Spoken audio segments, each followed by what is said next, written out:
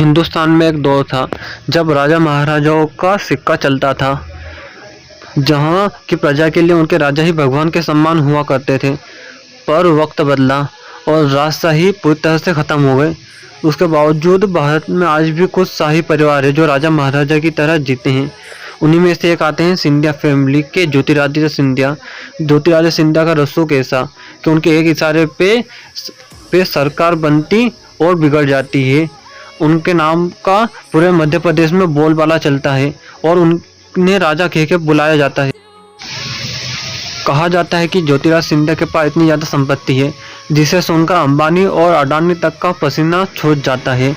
तो आइए देखते हैं कि भारत की सबसे बड़ी पार्टी बीजेपी में बड़ी हैसियत रखने वाले ज्योतिरादित्य सिंधिया के पास आखिर कुल कितनी संपत्ति है।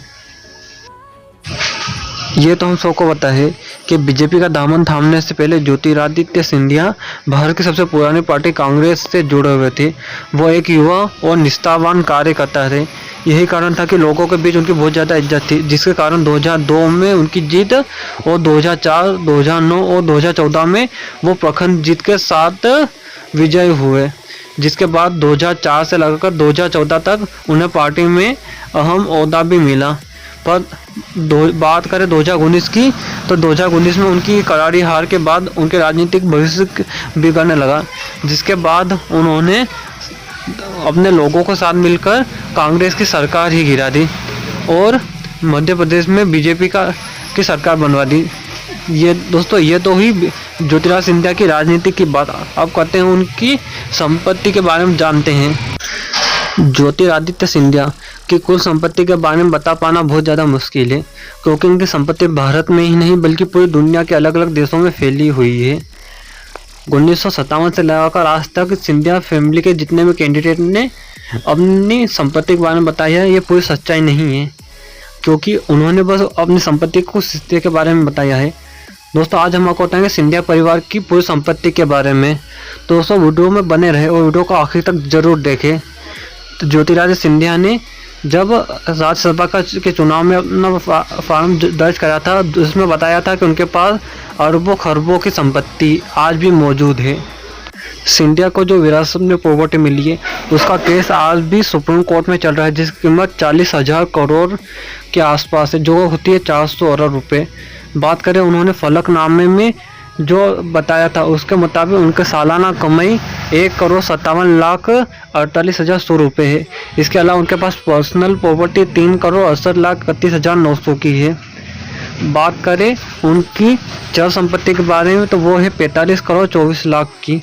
इसके अलावा उनके पास पैतृक संपत्ति की बात करें तो वो है 297 करोड़ रुपए की। इसके अलावा उनके पास 181 करोड़ के आसपास की जमीन भी।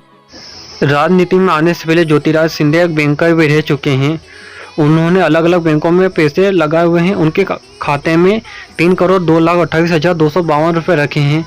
वहीं बात करें उनकी पत्नी प्री राजे सिंधिया के अकाउंट में 6,62,452 रखे हैं। वहीं उनकी बेटे हरिनारायण राजे सिंधिया के अकाउंट में 12,14,622 रखे हैं। वहीं उनकी बेटी अनन्या के खाते में 2,29,114 रुपये हैं। ज्योतिरादित्य सिंधिया के पास 12,68,51,830 रुपये का सोना। इसके अलावा उनके पास 16,34,94,652 रुपये का चांदी भी मौजूद है। ये सब ज्योतिरादित्य सिंधिया ने उन्हें विरासत में मिला बताया गया है। उनका जीवन सपने से कम नहीं। वो 400 कमरे से बने एक महल में रहते हैं, जो 1876 में बन के तैयार हुआ था, जिसका नाम जय विलास पैलेस है। जय विलास पैलेस के 40 करोड़ में तो बस म्यूजियम है, और अंदर जाते आपको गोल्ड से सजी रेलिंग मिलेगी, जिसमें 3500 किलो चांदी का झूमर हुई है, जिसकी कीमत $200 मिलियन बताई जा रही है। ये 40 एकड़ में फैला हुआ विशाल महल है।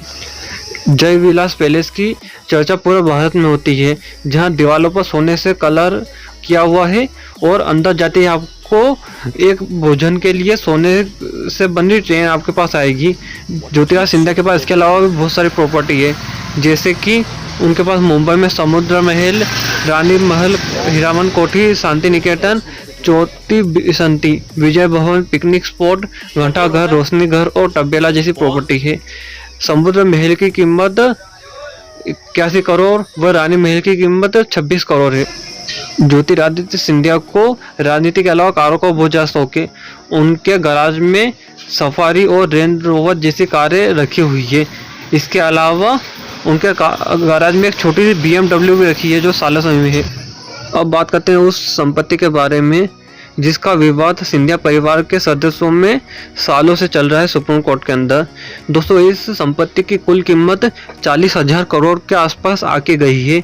ये विवाद 40 साल पहले राजमाता विजयाराजे सिंधिया ने शुरू करा था अपनी 2 वसीयत के जरिए, जिसमें उन्होंने अपनी सारी संपत्ति में से अपने दोनों बेटे और पोते को बेदखल कर दिया था। हाँ दोस्तों, अपने बेटे माधवराज सिंधिया और पोते ज्योतिराज सिंधिया को उन्होंने बेदखल कर दिया था। उन्होंने अपनी संपत्ति की 2/3 हिस्सा अपने बेटी उषा राजे, यशोधरा राजे और वसुंधरा राजे को दे दिया था और बाकी 1/3 हिस्सा उन्होंने ट्रस्ट के जरिए चैरिटी में दान कर दिया। माधवराज सिंधिया जीते जी इसमें सुप्रीम कोर्ट तक लड़ते रहे और अब पोते ज्योतिराज सिंधिया भी लड़ रहे हैं।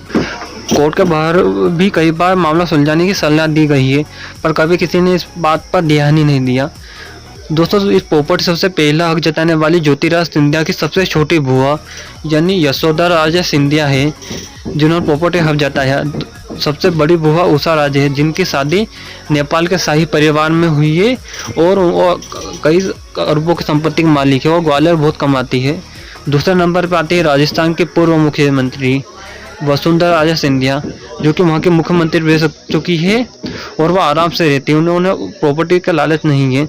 और सबसे तीसरे नंबर पर आती है यशोधरा राजे सिंधिया। उनका मामला कुछ अलग है, वो तलाकशुदा है। उनकी शादी लंदन में हुई थी और बाद में तलाक हो गया, जिसके बाद उनके पास कोई पारिवारिक संपत्ति भी नहीं है, जिसके अलावा और उनके पास कुछ भी नहीं है।